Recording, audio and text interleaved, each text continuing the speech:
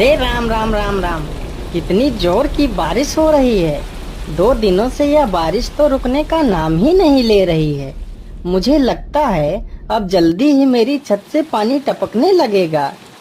तभी उधर से एक शेर बारिश से परेशान होकर छिपने की जगह ढूंढते ढूंढते उसी किसान की झोपड़ी के पीछे बने तबेले में घुस जाता है, जिस तबेले में उस किसान के कुछ गधे बंधे हुए थे। अंधेरा ज्यादा होने के कारण शेर गधों को देख नहीं पाता है और उन्हीं के बीच जाकर खड़ा हो जाता है।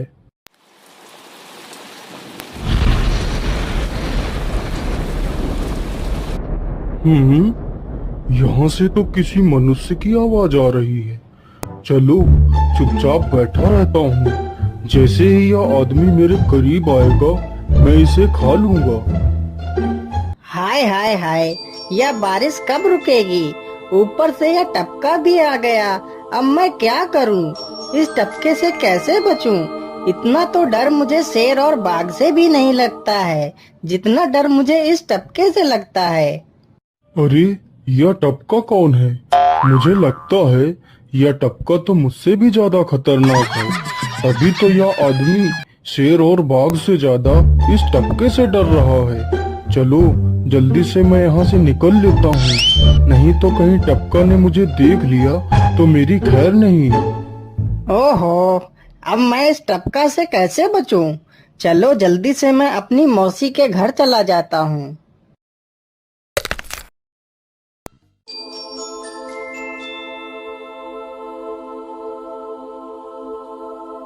अरे चल चल गधे की औलाद, यहाँ पर छिपा हुआ बैठा है।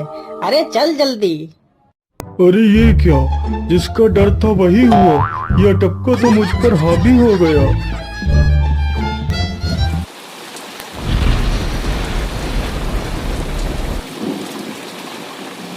कैसे बचूं? कैसे बचूं? इस टपका से मैं कैसे बचूं? हे भगवान मेरी सहायता करो, मुझे इस टपका से बचाओ। मैं आज के बाद किसी प्राणी को नहीं मारूंगा। मैं मांसाहार छोड़ के शाकाहारी बन जाऊंगा। भगवान मेरी रक्षा करो। शेर को दौड़ते दौड़ते रात से सुबह हो जाती है।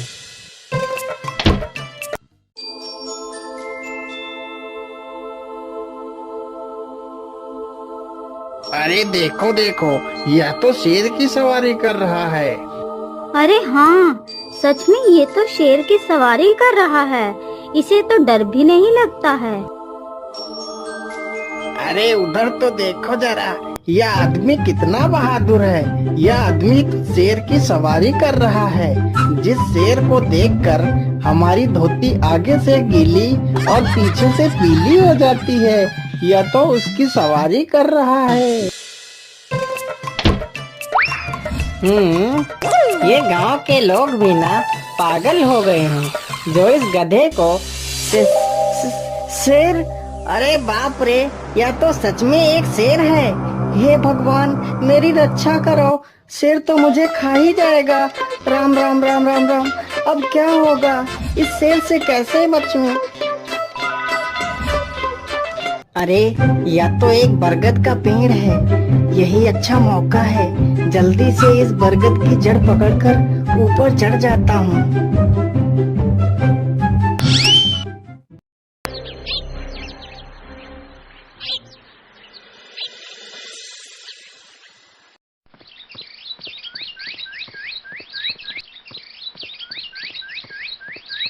अरे शेर भैया, तुम इतनी जोर जोर से भागते हुए कहाँ जा रहे हो? आप तो बहुत डरे हुए लग रहे हो। आप तो जंगल के राजा हो, आपको किसका भय है? टपका, वो टपका मेरी जान के पीछे पड़ा है। अरे शेर भैया, जरा मुझे बताओ वो टपका है कहाँ? अरे भालू भैया, वो टपका मेरी पीठ से उतरकर उस बरगद के पेड़ पर चढ़ गया है। उसने मुझे रात भर खूब दौड़ाया है। वो तो भगवान का शुक्र है कि मैं जिंदा बच गया। चलो शेर भैया, मुझे उस टपके के पास ले चलो, जरा मैं भी तो देखूं आखिर ये टपका है कौन। अरे नहीं भालू भाई, बड़ी मुश्किल से तो मेरी जान बची है। मैं अपनी जान फिर जोखिम में नहीं डालूंगा। तुम्हें जाना है तो जाओ। अच्छा अच्छा, ठीक है शेर भाई, तुम यहीं रुको। मैं अभी बरगद के पेड़ पर देख कर आता हूँ। आखिर ये टपका है कौन? जाओ जाओ बच्चों, जब वो टपका तुम्हारे ऊपर हावी होगा तो पता चलेगा। अरे कहाँ है यह टपका जिसने राजा जी की हवा टाइट कर दी? चलो इस पेड़ पर चढ़कर देखता हूँ। अरे बाप रे बाप, शेर क्या अकेला कम था, जो ये भालू भी आ गया। मुझे लगता है कि आज मेरी मौत निश्चित है। भालू पेड़ पर उल्टा होकर चढ़ने लगता है, तभी किसान और तेज से कांपने लगता है। कांपने की वजह से किसान के हाथ से छड़ी छूट जाती है और उल्टा होकर चढ़ रहे भालू के पिछवाड़े पर जा लगती है। भालू धड़ाम से जमीन पर गिरता है।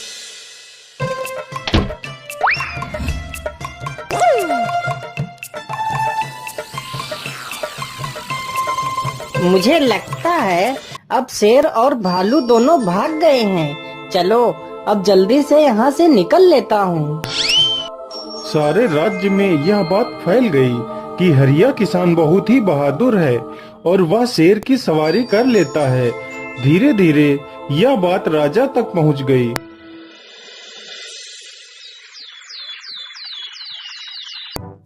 महाराज, क्यों न हम पड़ोस के गांव से हरिया किसान को बुलवा लेते हैं। वह बहुत ही बहादुर है। उसके बहादुरी के चर्चे तो पूरे राज्य में हैं। मुझे पूरा विश्वास है वह इस काम को जरूर कर सकता है। वह इस दुष्ट शेर को जरूर पकड़ लेगा। सैनिकों, हरिया किसान को आदर पूर्वक हमारे दरबार में पेश किया जाए। महाराज, आपने हमें याद किया। बताइए क्या बात है। मालिक, हमसे कोई भूल हो गई क्या मालिक? नहीं नहीं हरिया, तुमसे कोई गलती नहीं हुई है। यह कुछ लोग पड़ोस के गांव से आए हैं। इनका कहना है कि इनके गांव में कोई दुष्ट शेर आ गया है जो इनके पशुओं को उठाकर ले जाता है और उन्हें मारकर खा जाता है। हमने तुम्हारी बहादुरी के बहुत सारे किस्से सुने हैं। तुम बहुत ही बहादुर हो, इसलिए मैं तुम्हें उस शेर को पकड़ने की ये जिम्मेदारी सौंपता हूँ। अरे बाप रे बाप, उस बार तो मैं शेर के हाथों बच गया था, लेकिन इस बार मैं नहीं बचूंगा। अगर मैंने महाराज को सच सच बता दिया तो झूठ बोलने के जुर्म में मुझे फांसी पर ही चढ़ा देंगे। अरे हरिया, तुम मन ही मन क्या बड़बड़ा रहे हो? कुछ नहीं महाराज, कुछ नहीं। मैं सोच रहा था कि मैं शेर को कैसे पकड़ूं। ये लो हरिया, कुछ स्वर्ण मुद्राएं रख लो, ये तुम्हारे काम आएंगी। क्या करूं, कैसे पकड़ूं उस शेर को? ये महाराज ने भी मुझे कैसी दुविधा में डाल दिया है। क्या करूं, क्या करूं? हाँ, मिल गया। फिर हरिया बाजार से एक रस्सी और एक जाल तथा एक बकरी खरीद कर लाता है। चलो जल्दी से, मैं यहाँ पर एक गड्ढा खोद देता हूँ।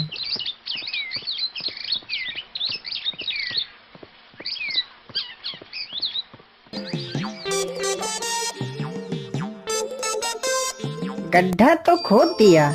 चलो अब जल्दी से इस बकरी को रस्सी से बांध देता हूँ। हरिया ने बकरी को रस्सी से बांधकर गड्ढे में खड़ा कर दिया और जाल को लेकर पेड़ की डाल पर बैठ जाता है।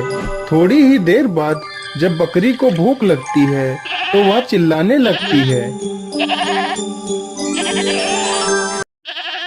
अरे, यह तो बकरी के चिल्लाने की आवाज है, लेकिन यह आवाज आ कहां से रही है? आसपास तो कोई नहीं दिख रहा है। मुझे लगता है यह आवाज उस पेड़ के पास से आ रही है। चलो चलकर देखता हूँ।